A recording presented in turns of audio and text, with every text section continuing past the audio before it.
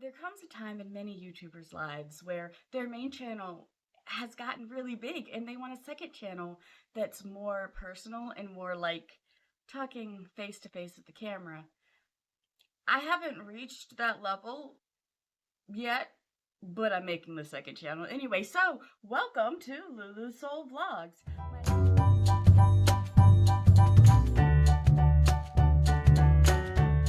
My main channel, which is simply Luulu Soul, is more of a deep dive into certain hobbies and interests, usually anime or books, and they're also usually using my little avatar character and showcasing my digital artwork. So I decided that this channel, Luulu Soul Vlogs, is going to be taking place of the Chit Chat Chickens, and it's going to be more of a vlog style where I talk about my life, markets coming up, and my other passion, which is crochet.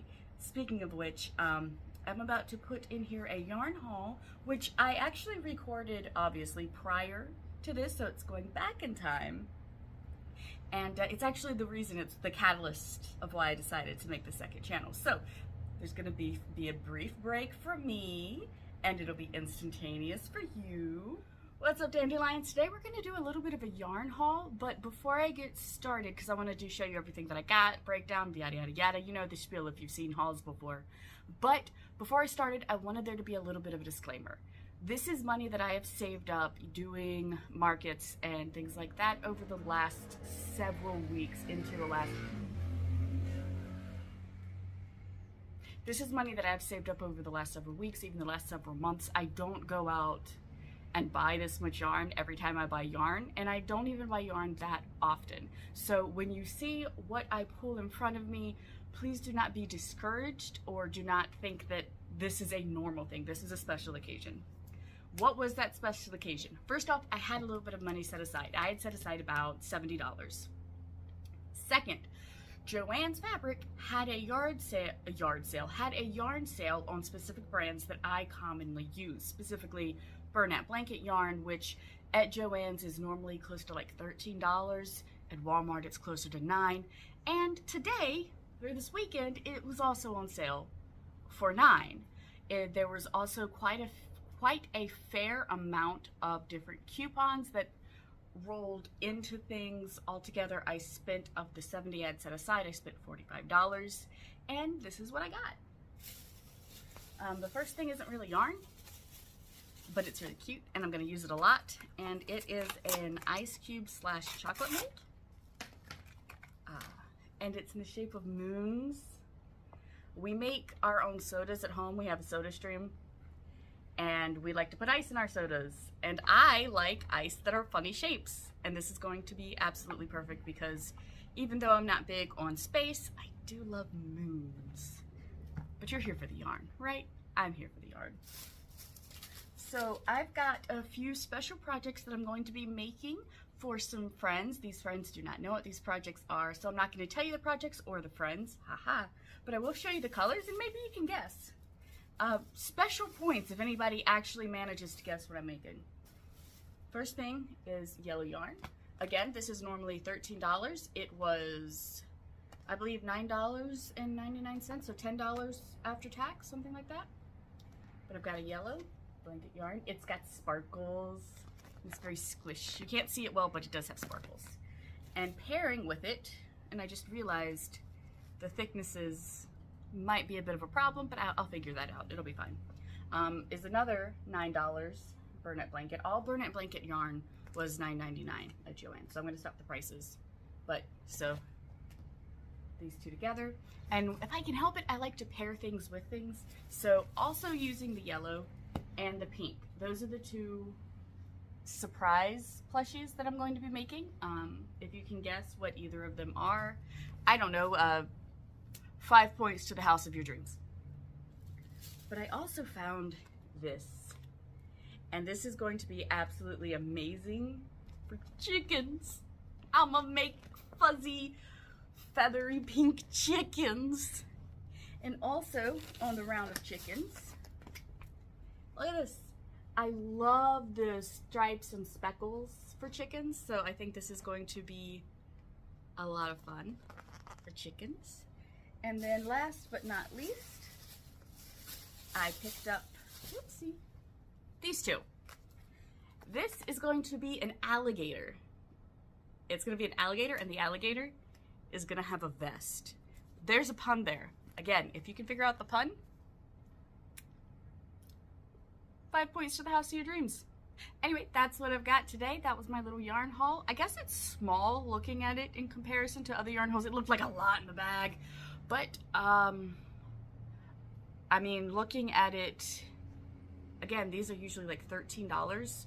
So, let's see, 20. So for the price of pretty much the 4 big Burnett balls, because I spent about $45, I got theoretically this for free.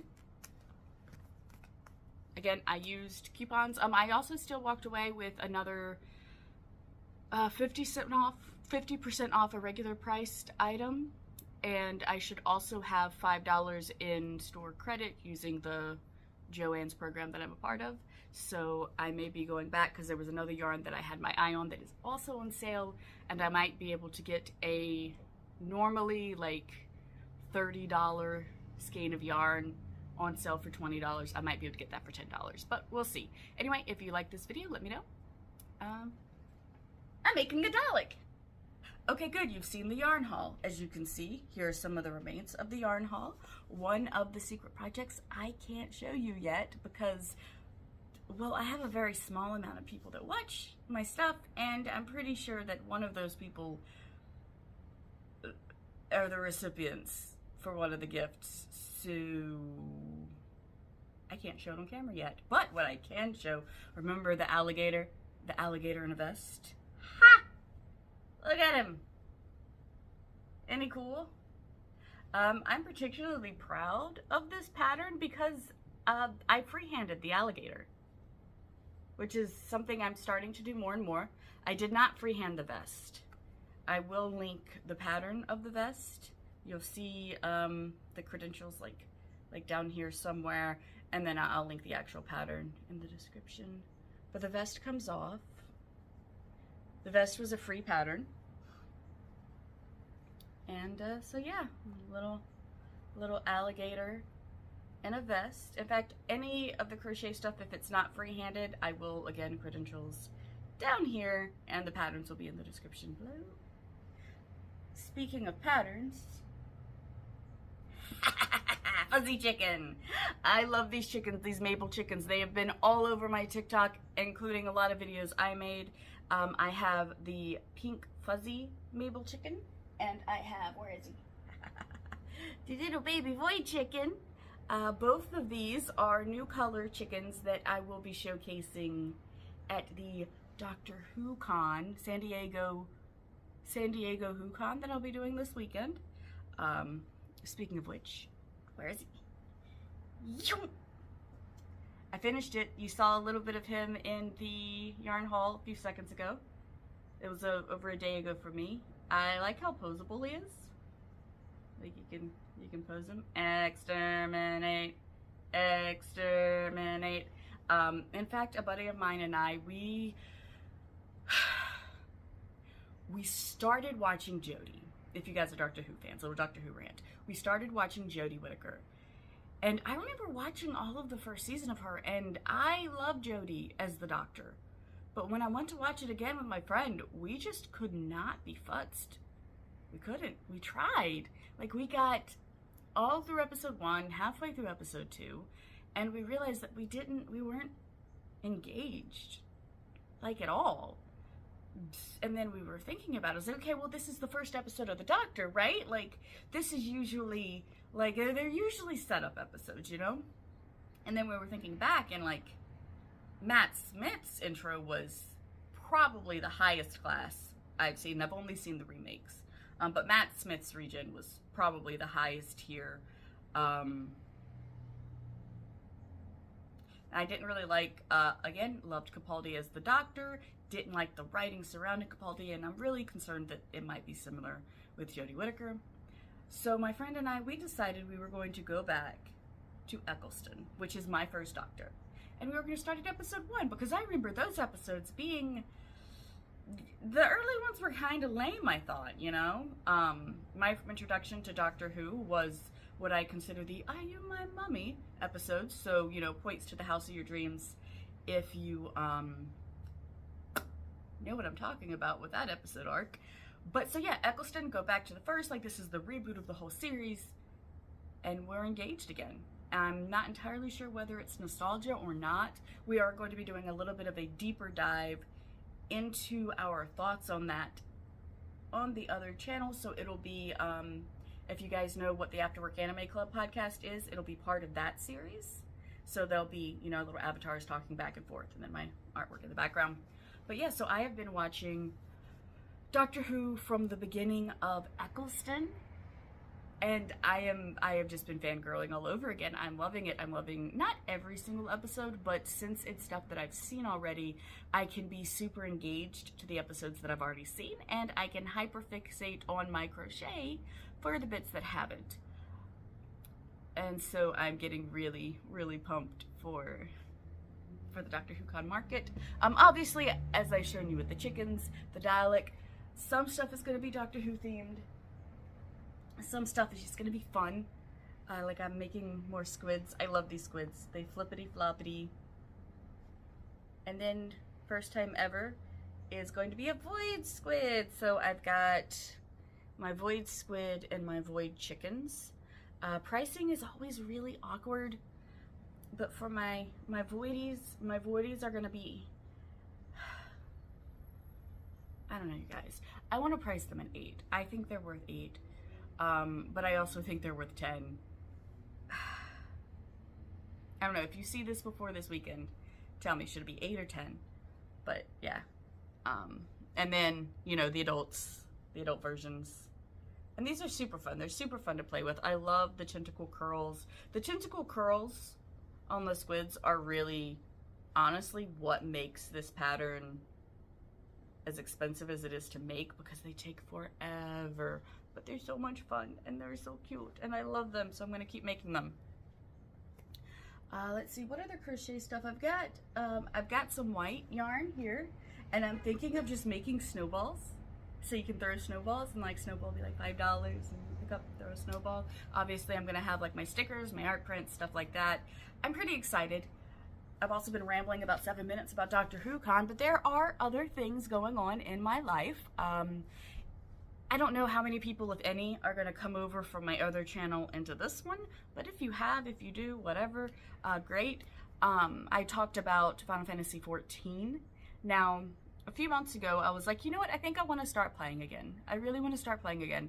So, I got overwhelmed when I played before, so I took like a year break from Final Fantasy XIV. And I'm like, I'm just going to dip my toes. I'm just going to do battle class. I'm going to choose one class.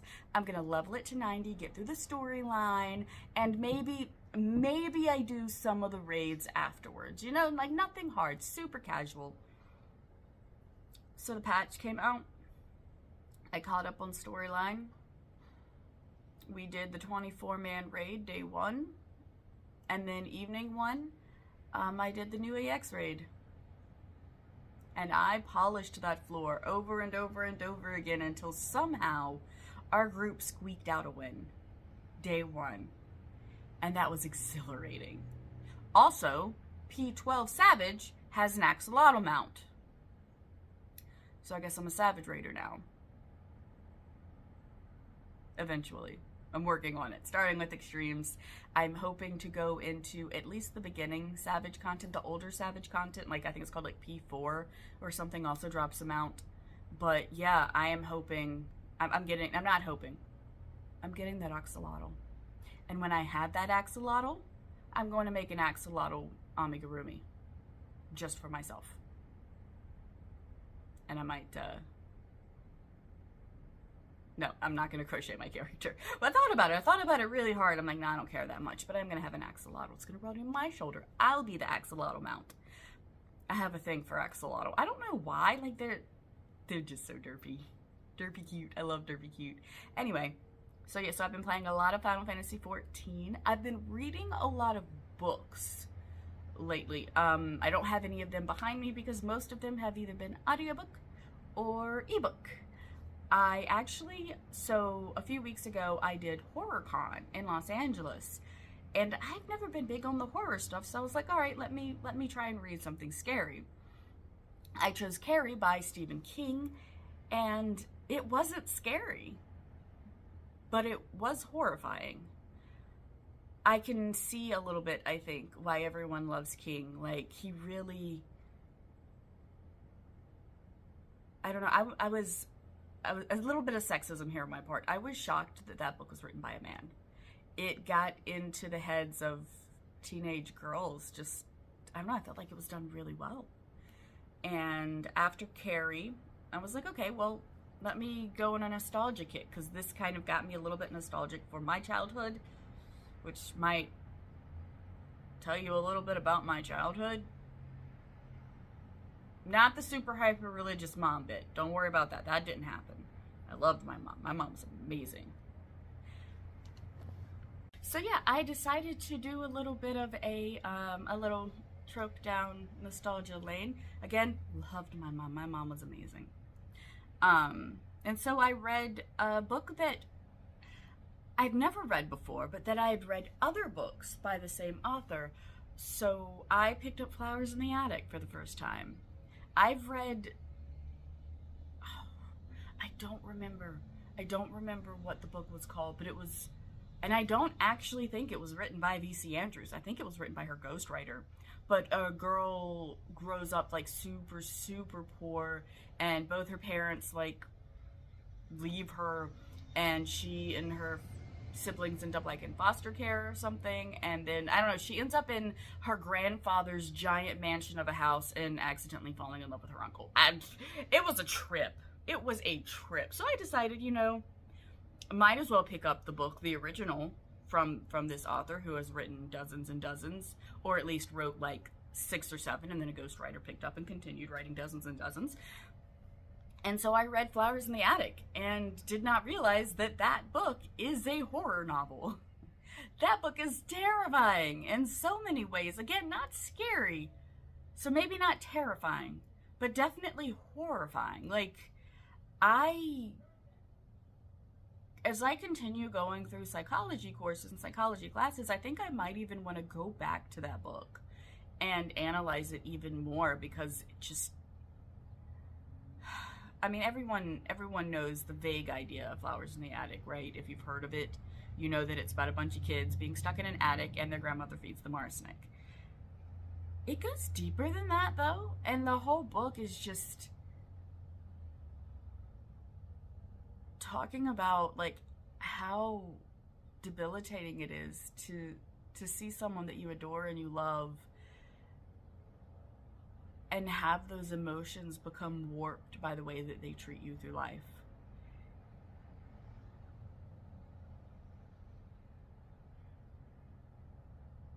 And I don't know, that book really, I mean, as a mother, like, that book really, really, really got to me. So once that was done, I had to go back to my happy Halloween themed books, the Anita Blake series. I'm back on Anita Blake. You guys haven't heard me talk about Anita Blake at all, because this is the first video in the series. Anyway, but I love Anita Blake, sort of. I will binge 4 or 5 Anita Blake books, and then I have to stop, because the writing kind of gets to me a little bit. Like, it's so weird, because like, they'll get stuck in the same conversation for like 3 chapters, but at the same time, the characters in the universe are so engaging and so incredibly relatable, and all for different reasons. Like, I will absolutely hate a character, still hate that character, but the next thing I know, I'm like, actually, you know what? Everything this character is doing makes complete and total sense to his personality. So even when you're like yelling at a character and like, oh my god, why are you acting this way? You're such a putz. It makes sense. Like, it fit, like, that is how that character would react in that situation. They don't just magically change their personalities for no reason. And I am reaching the point in the series, I have no idea how many books I'm in, but I'm currently on Dance Macabre, so if you are an Anita Blake fan, you might know what I'm talking about here. This one is my favorite book so far. Like, hands down. I've got a character that I have been waiting to show, not a backbone, but to stand up for themselves for so many books, and they're doing it, and they're doing it for a very interesting reason. And seeing them go from this very submissive, everybody can walk all over me character to like, no, I'm still submissive because that's my personality, but I'm also not a doormat anymore. And I love that. It's very, very rare that you have a character who is allowed to come into their self-confidence and still be a kind, submissive character. Usually when you have the submissive me character, like once they come into their confidence, they have to be like a completely different person. And that's just, I don't vibe with that. So I really like seeing this character come into themselves, and I'm really super excited. But jumping topics again, you might have heard me say futs and putts and things like that. I've been rewatching The Nanny. Like, I'm on like season 4. It is a great binge watch when I am by myself and I need to get some crochet work done or some artwork done. So I have been just barreling through episodes of The Nanny. I've had to skip quite a few because sometimes the humor doesn't land right for me, or it gets a little bit too cringe. A lot of the jokes are unfortunate levels of out to date, but a lot of jokes still land. And a lot of the circumstances that the characters find themselves in still land. And even though it is very repetitive, there is no plot. There's no plot. The dialogue is so incredibly witty between all of the characters. Like, this show is just a whole bunch of characters who just take shots at each other. And it's not like one character bullying another character. It's one character will take a shot and then the other character will return fire, and it's just wonderful. It's absolutely wonderful to watch, and it hits a lot of my nostalgia because I watched The Nanny as a kid, and the character Fran Drescher, her hair is my mom's hair. They have the same hairstyle. In fact, I have been, you can't tell right now because it's in a ponytail, but I have been actually doing my hair more like Fran, more like how my mom used to have her hair done. And I've been enjoying it quite a bit, finally embracing those curls I wanted as a little child and then did not want all through my adult years. But yeah, also, this is a t-shirt. I love that shirt. I've been rambling for a while. I've talked about my crochet.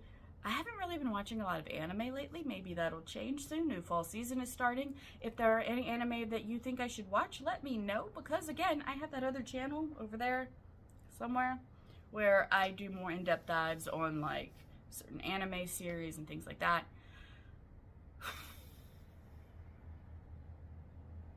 Honestly, I feel kind of like this vlog has been a lot of me going, hey, I've got another channel.